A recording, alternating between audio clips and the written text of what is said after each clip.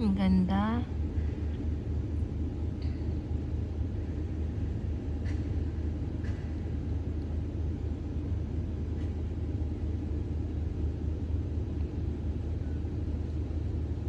So, ito yung araw-araw kong view dito mula sa aking kwarto.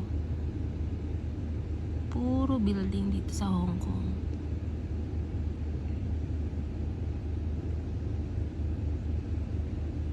So, yan. Halata naman yung bintana ko. Ayan yung view ko talaga. Everyday.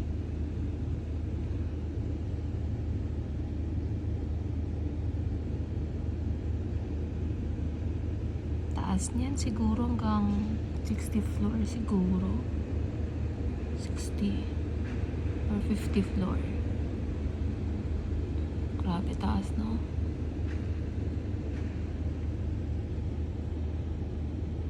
Yun ang magandang view ko talaga dito sa kwarto ko.